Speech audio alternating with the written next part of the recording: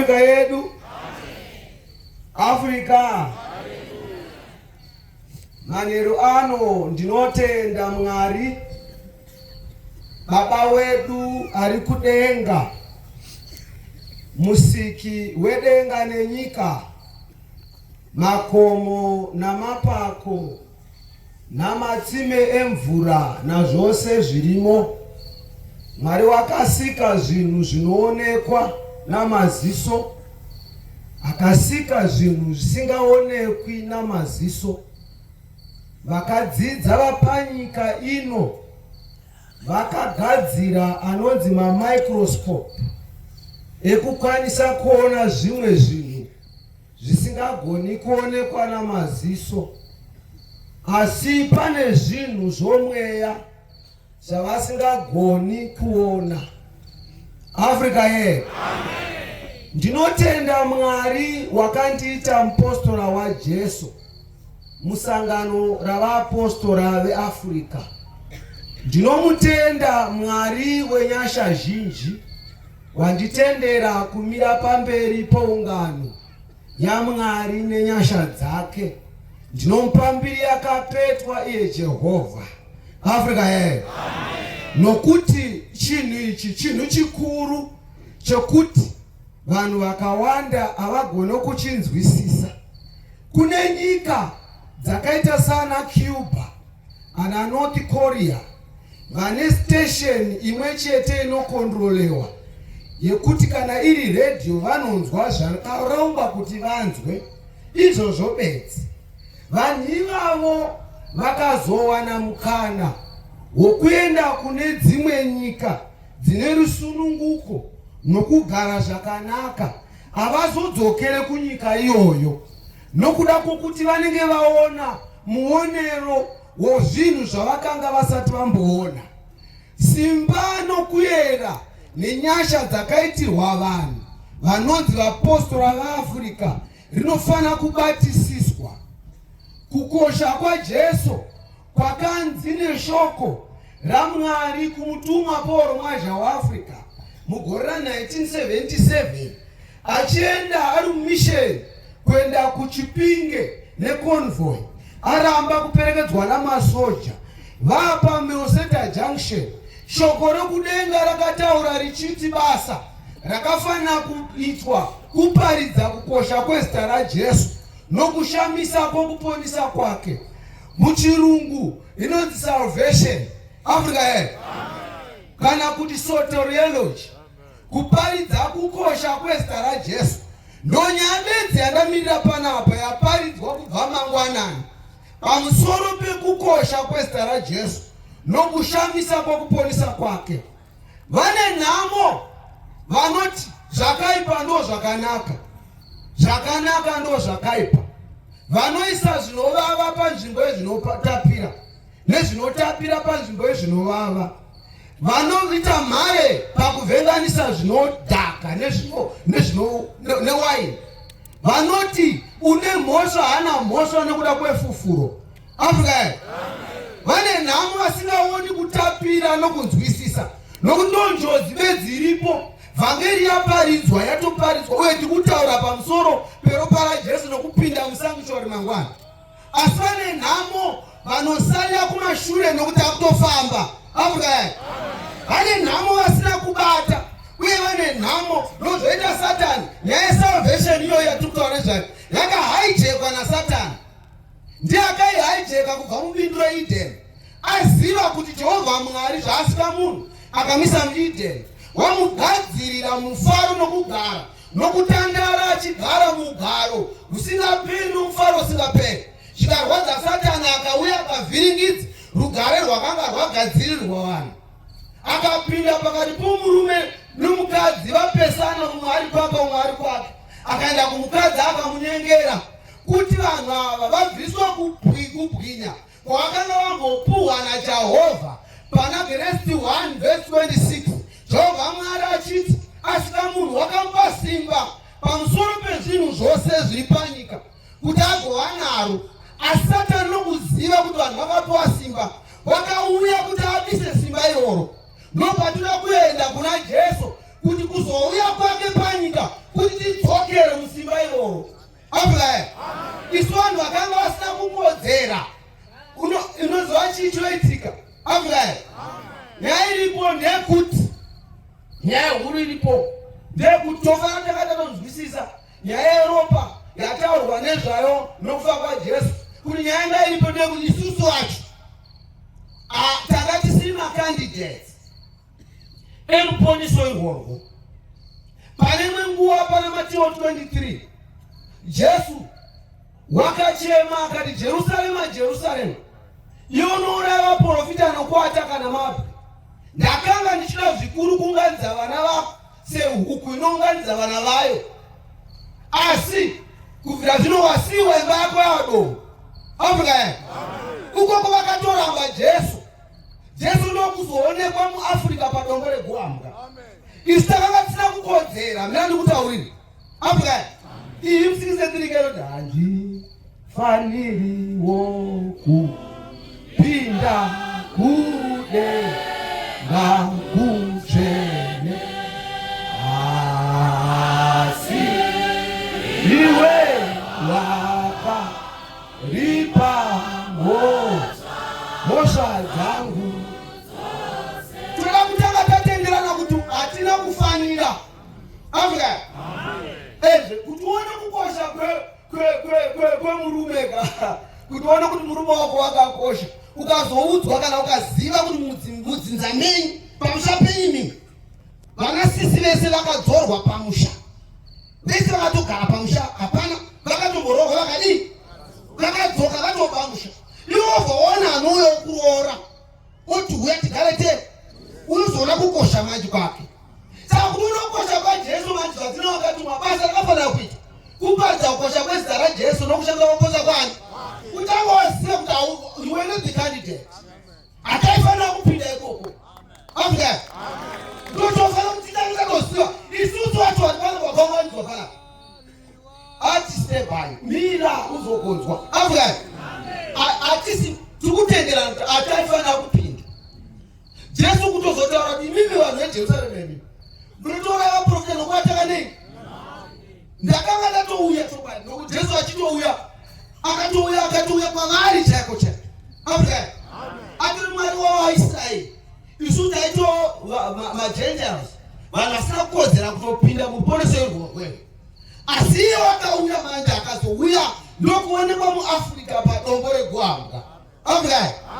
Saka nyaya iripo bedzi, panyaya iripo Jesu achiuya panyika, kune zvinhu zvinofanira kuzikanwa kuti kana munhu azosangana naJesu chii chofanira kuitika. Kana kuti munhu ana Jesu asi atigonomboviza toramuziva navanhu vakatombosangana naye iye Jesu wacho. Nokuti Pauro manje waAfrica achitaura mubhuku yake yekutanga part 1 achitanga achidakadziswa ketekezima chechiRoma nasekuru wangu nyama yedenga, ndakatanga kuziva Mwari sababa wangu ari kudenga naJesu Kristu somuponesi wangu. Ndakanga ndoti ndiri munzira ndichienda kuchikoro, kana rudo rwaJesu Kristu rwandizadza, misodzi yaiyerera nokumuda, ndotsauka nzira, ndopinda musango, ndofugama, ndonamata Mwari. Afrika munhu akanga aita encounter Jesus, akanga asangana naJesu. Afrika kumashure uko ukaverenga panyaya yeReformation pana 1400 kuna varume vainzi vana Martin Luther. Afrika vaona kuti chechi kana kuti kunamata Mwari kwahaijekwa nemukomana wakambohaijeka chechi iyo yokutanga yakaiswa muEden, kwahaijekwa. Afrika kwakudziva zvimwe zvinhu zvinopesana, kwakuparidzwa ndobva vabuda nema5 essential elements ekuti vanhu vachinamata Mwari vanofanira kugaidzwa nezvinhu zvipi.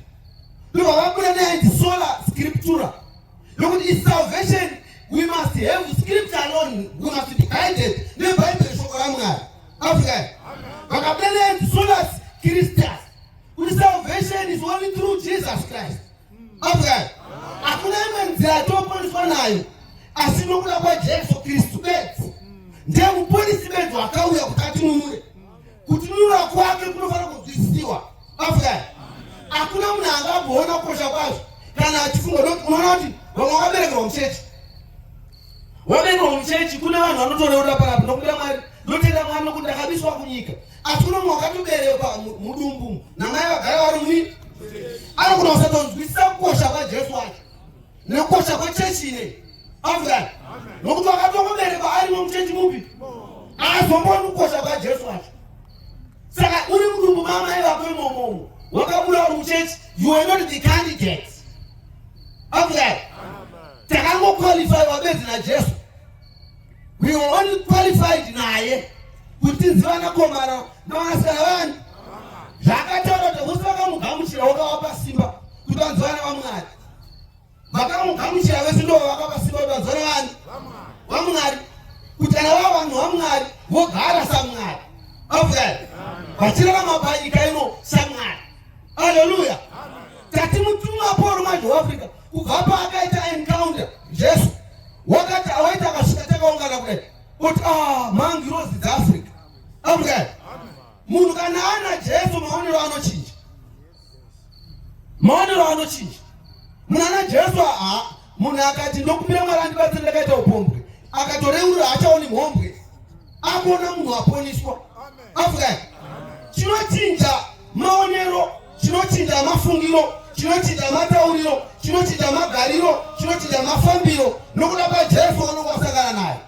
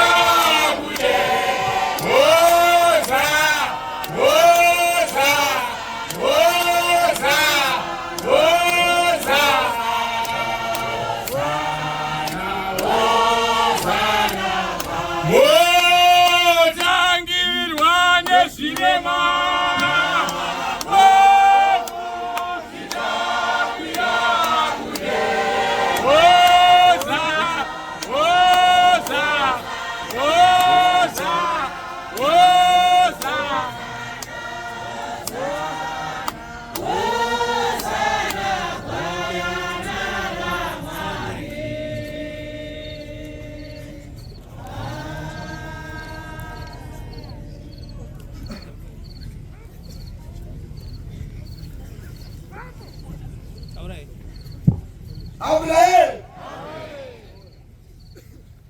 Umambo wakatuma Paul mwacho wavira kuti ahuparidze panyika. Mawiro awakaita uchitaura uchinda kubhuku zote nditaure bhuku taure bhuku. Amen. Umambo uhu unonzi kingdom yaMwari unoti kana hwauya hunotonga panyika. Umambo ihwohwu hwakauya naPauro mwacho wavira kuti ahuparidze kuti vanhu vanenge vapinda mahuri vagare mahuri vahunzwisise vagoponiswa. Amen. Vasunungurwe vararame panyika ino vaina Jesu vachiziva kukosha kwaJesu wacho kuti vagoponiswa naye. Haleluya. Ndo simba roumambo rakatumwa nawo. Ndo umambo ihwohwu hwakatumwa nawo. Vatofana kuti kana vanhu vahutenda vakapinda mahuri vagoponiswa vanatswe naJesu varuramiswe naJesu. Amen. Johani Mubhabhatidzi agogamuchira Jesu Kristu auya Jesu akati taenda gwayana raMwari rinobvisa chivi chenyika. Amugamuchira Jesu akamubhabhatidza. Mushure monge asungwa Johani Mubhabhatidzi wakazotumazve vadzidzi vake kunofunda kuti ndimi here Kristu Jesu kana kuti kune umwe uchauya. Amen. Zvoumambo ihwohwu zvakakonzwisiwa kana kugamuchirwa. Achiuya akatoti iye unofanira kuitwa asi ndinofanira kudzikisirwa. Asi ambomugamuchira Jesu haana kuzomutora nokumunzwisisa. Apinda mudambudzwa asungwa amudambudzwa rokusungwa. Akatotuma zvavadzidzi vake kuti vanobvunza Jesu Kristu. Amen. Kuti vagozonzwa kuti shuwa ndiye kana kuti kune umwe uchadii uchauya. Kune vamwe vanhu vakatoponeswa vari panapa vasati vanzwisisa kuponeswa kwavo. Uye kune umwe vatori pano vachikutorwa nepfungwa dzavo pamusoro pezveropa raJesu kuti nenyuwere indakapombora naamai kana ndakapombora nehanzvadzi. Zvataurwa kuti Jesu wakafira vanhu, wakaurawa, wakapondwa, wakakuwadzwa nokuda kwangu, ndinopona here? Amen. Kune umwe achitodhauta. Vatoti mangwana akatopinda here musanctuary. Vatopishana nepfungwa dzavo. Amen. Iwe ukangovhura bedzi ukangotendera ukangonzwisisa kuti vakasangana naye Jesu havana kushandisa effort yavo kuti vava vanhu vaMwari. Zakeo wanzwa kuti Jesu uri kusvika paJeriko akangonzwa bedzi akamhanyira mberi akanokwira muti. Zakeo Jesu ofura nemukatarisa musoro akaona Zakeo arimo akamudaidza akati Zakeo nhasi ndinodyomba kwako. Kungosvika paJesu mumba make bedzi Zakeo haana kuparidzirwa. Amen. Uone kukosha kwaJesu kungovapo bedzi kwaJesu mumba make. Zakeo akatanga kuvhumuka. Amen. Wakatanga kuvhumuka. Aukundi wega upombwe hanzvadzi aukundi wega upombwe hama. Unokundirwa naJesu Kristu. Amen. Kana wauya panapo watuya papi? Watuya pachirayiro. Amen. Ukasapinda musanctuary maoni aukundi. Zakeo akatanga kuti zvese zvandinazvo ndinotobhoera varombo. Zvikazi ruponeso rwasvikawo nokuti naiyewo mwanakomana waAbhurahama. Amen. Vana Maria Magadharina Jesu vasangana naye Jesu nokuti nyika yese yange vakavasemwa nenyika. Chita uchinda kubhuku muParisi. Amen. Verenga. Luka 4 verse 14. Yes. Vanhu vanoramba Jesu paNazareta. Amen. Vanhu vanoramba Jesu paNazareta. Jesu uyu wakuparidzwa muno muAfrica. Amen. Jesu agamuchirwa nezvuru zvavanhu muno muAfrica. Wakarambwa paNazareta paakaberekerwa panzvimbo yake paakabarwa. Wakarambwa Jesu. Amen. Napauro mwacho waAfrica anogona kurambwawo nesuwo panguva yekuparidza kwake nezvaakadzidzisa. Haleluya. Vanogona kusamugamuchira nokuti iye pachake shoko guru riripo ririkuti anoda kuti vanhu vese vapinde kupi? Yeah. Jesu wakatifira opedza mhosva dzedu.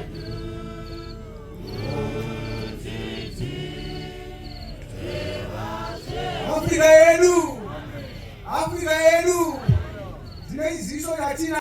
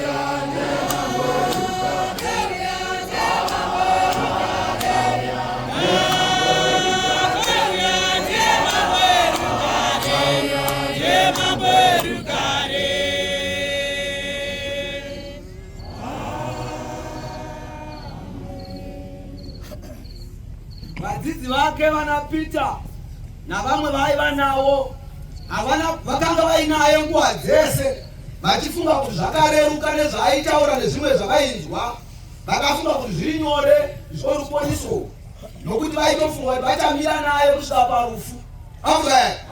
Vakafunga kuti vacharamba vai naye Jesu vachimira naye, asi panguva yaakanga odururwa kuiswa kuvatadzi, akuswa mumaoko atadzi, vazhinji vakamutiza. Amen. Ruponeso urwu rwakati rwasvika nguva yarwo yekuti ruzadziswe, nokuti wakanga achivaparidzira nguva imwe neimwe, achivaparidzira pamusoro peruponeso urwu nokubviswa kwake. Vasvika vamuteera ari mubindu reGetsemani, vasvika vamuteera vese vakanyangarika vakatiza, vakamusiya vese. Amen.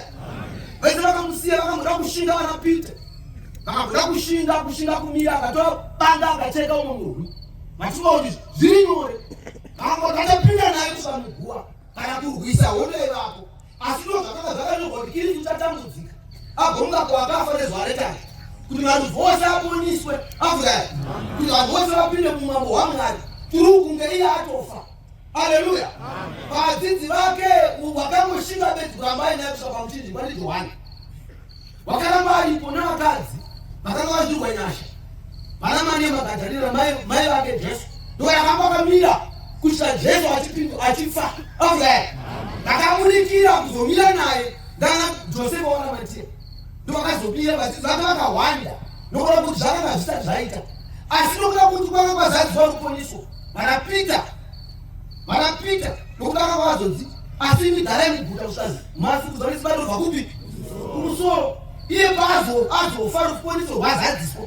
Vanapita vaitya magwara akanga atiza aya, vakazenga vamira manje vakunamata paJerusarema, vakumira Jesu paJerusarema, vakaparidza Jesu paJerusarema, vakamira naJesu paJerusarema. Amen.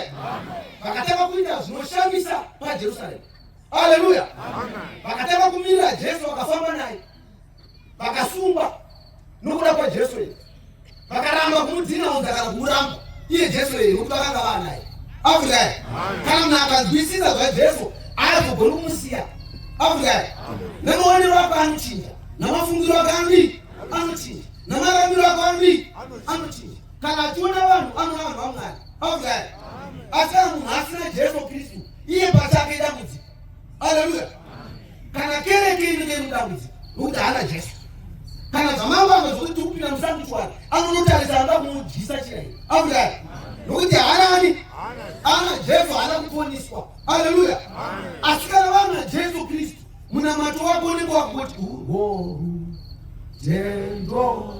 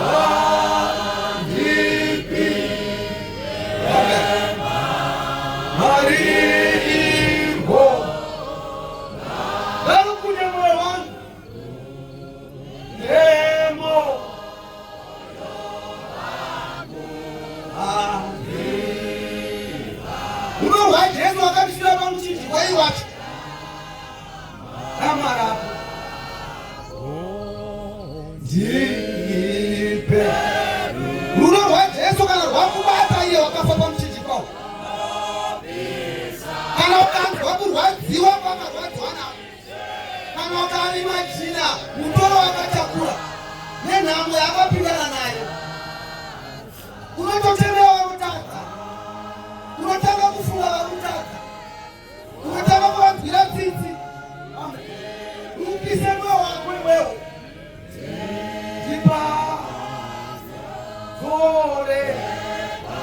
pane ngozi. Unotofanira kudzora vane pane ngozi, kuti vadzorere panzira.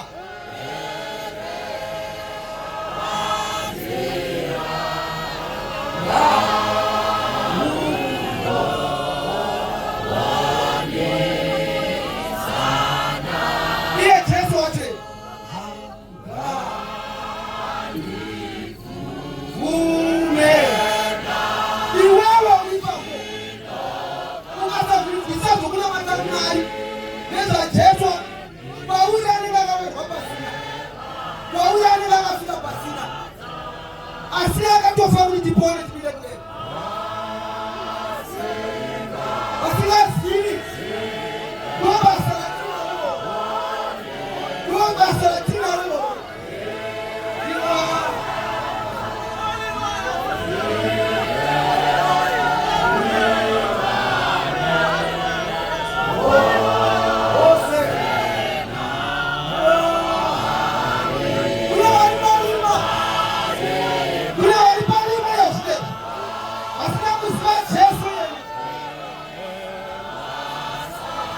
But some prophets don't know.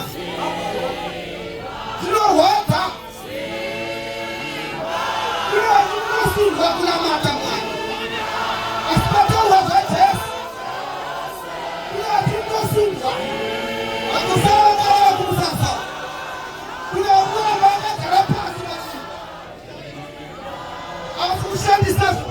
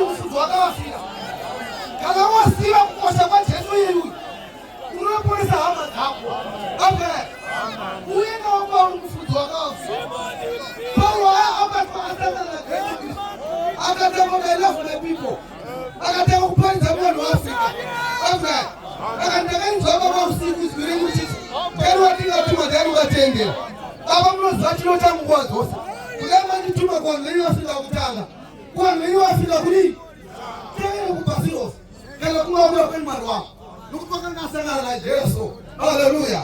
Hallelujah. Hallelujah. Hallelujah. Nukutokanga ona Yesu. Okay.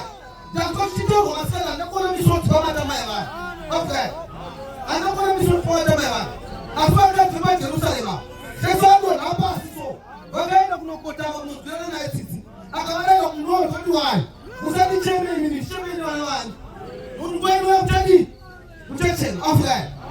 Afra. Bereka chama taponga show. Zino Yesu akatokera Galilaya nesibalomea.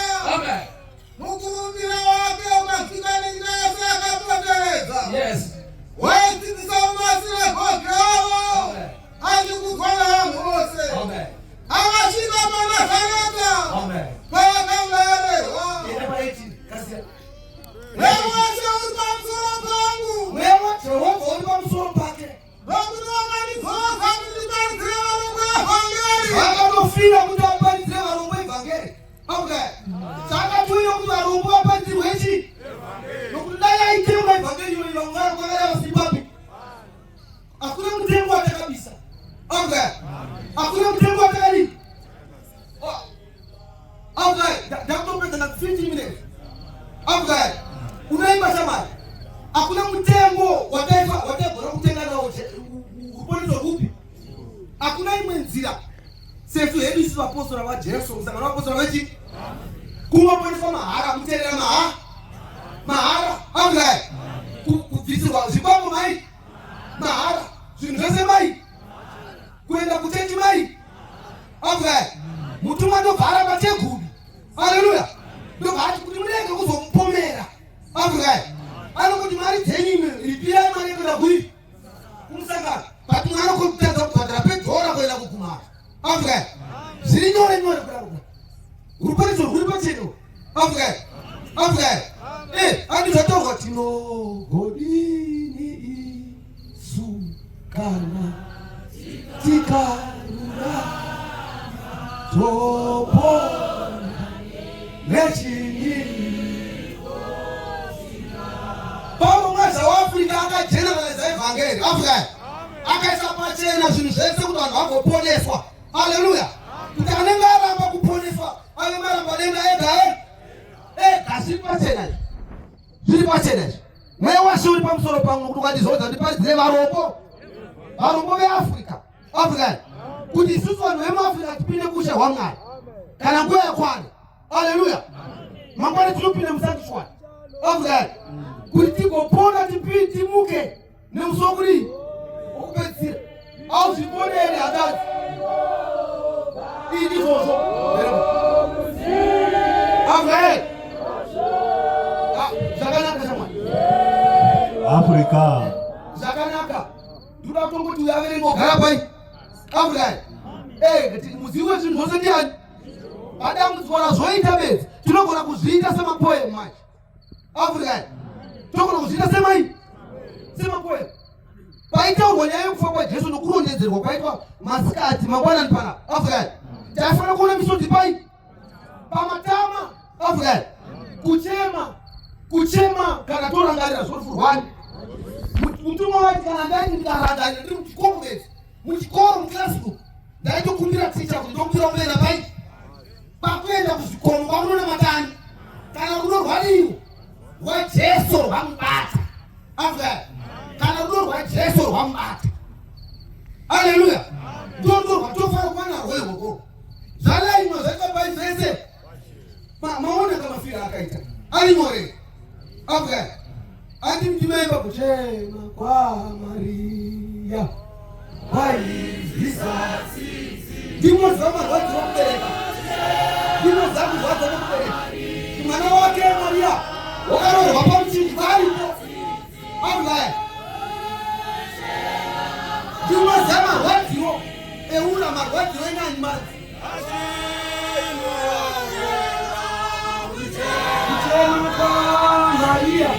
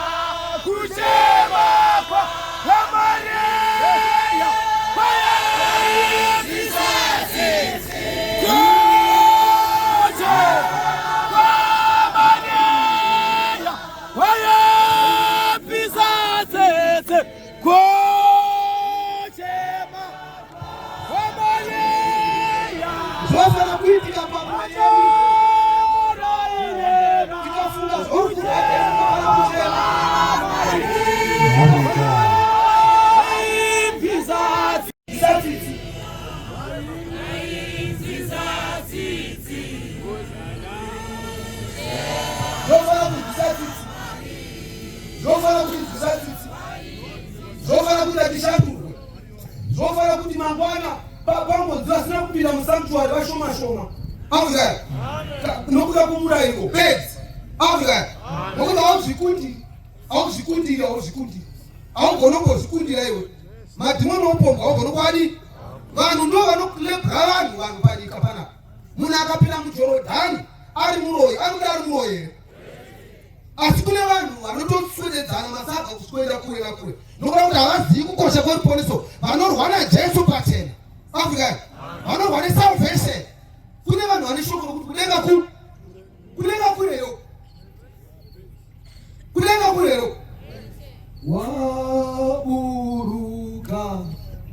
denga tisakaenda kwere ati wakaburuka panyika ndiye wakauya akatimika takamimba naye akamushanai akachatakaita atina chatakaita atina efodi atakaisa aunazva wakaita kuti bishop kana kuti mufundisi kuti upinde muchechi hapana zvawakaita kuti pray anything. Afrika hapana chatakaita handari dzangu. Afrika kunena hakuzi kure uku kana mukatenda Jesu Kristu. Afrika hakuna hakusi kure kudenga kunzwa nokuita ndokuende pai kunena padhuze. Afrika Afrika. Unonga mtuma afungwefekika. Aitoroti. Tazanzanika. Tiso tupinda kwa na baba wangu. Maana hilo zizechi. Mtuma akaita feki. Afrika. Hata kutikati kwa tizo no we go. Dokupina mshawani. Mtu wakatofasi, uchafafuje. Tiso karudi. Wakatofasi. Afrika. Wakatofasi tinio. Tipinda mshawani. Afrika. Negasa tuloni Yesus. Negasa tuloni wo. Afrika. Ajinyore. Aiwa.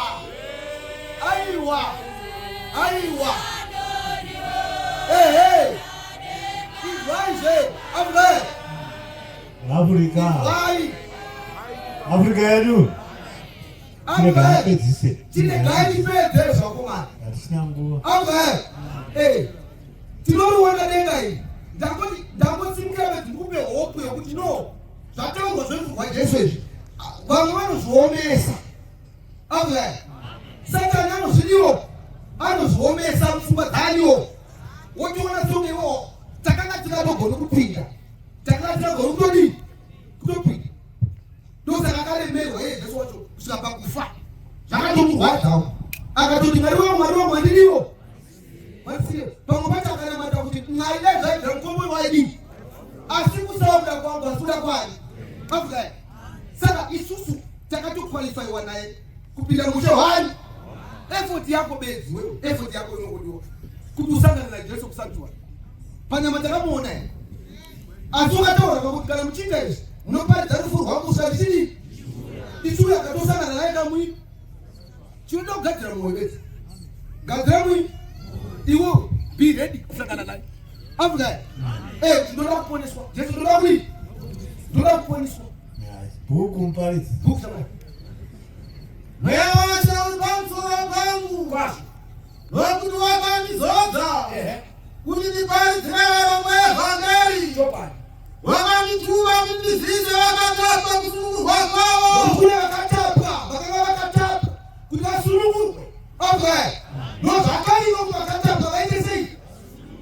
Takatosunungurwa nesuwo. Haleluya.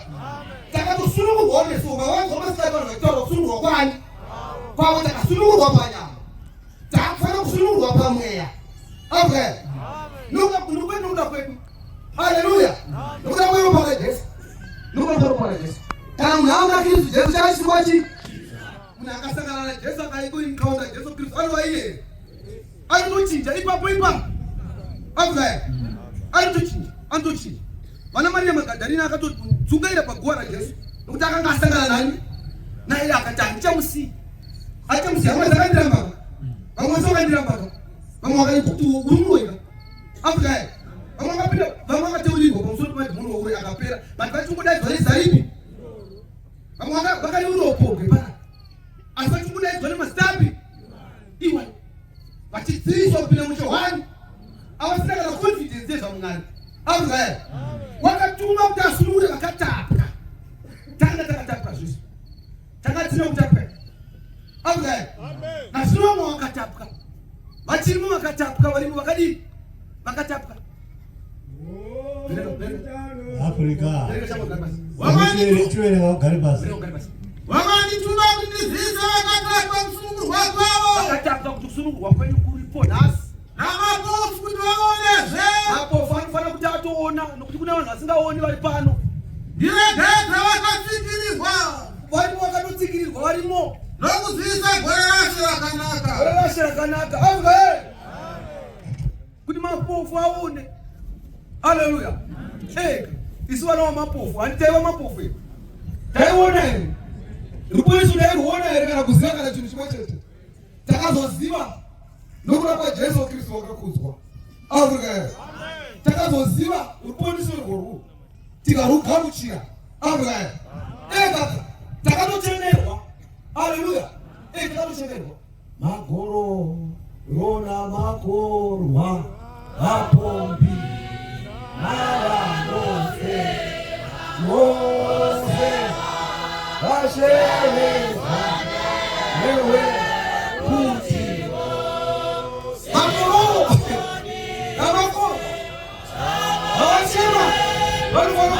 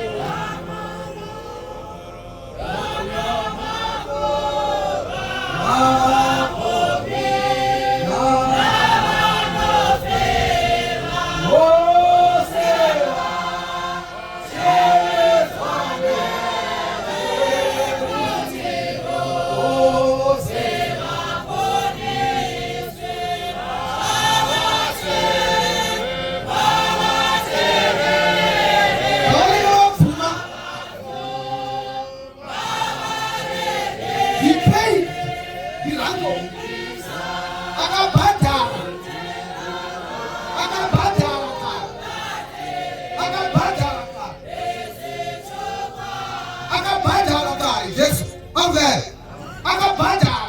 akabhadhara izvo zvese zvataifanira kubhadhara amvera akaipa mhosva dzedu. Satani akada kumuteera muwilderness ari musango achinamata Mwari akasvika akamuedza akati iwewe uri mwanakomana waMwari chinja mabwaya zvaane nzara 40 days and 4 nights kuti chive chiuka chinja akati kwete kwadi houchisi munhararami nezvokudya chete asi namashoko ose anobva mumuromo mani.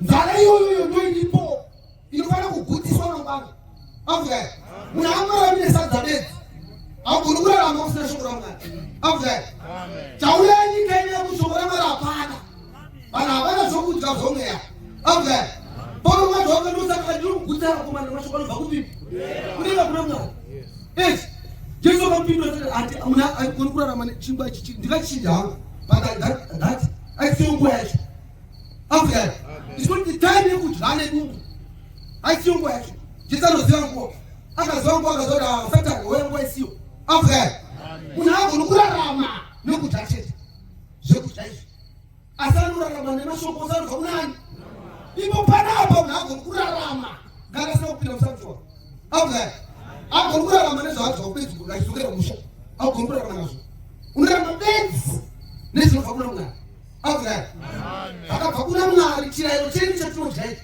chakabva kudenga kunani kuna Mwari tikasachidya hatigoni kupinda amvera unoramba uri mhombe amvera hazvatopera amvera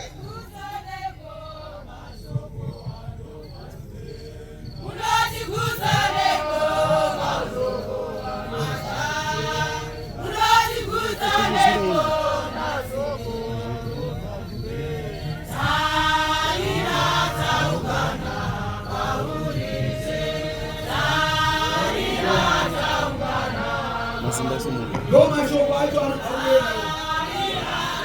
Roma shoko acho anakauya.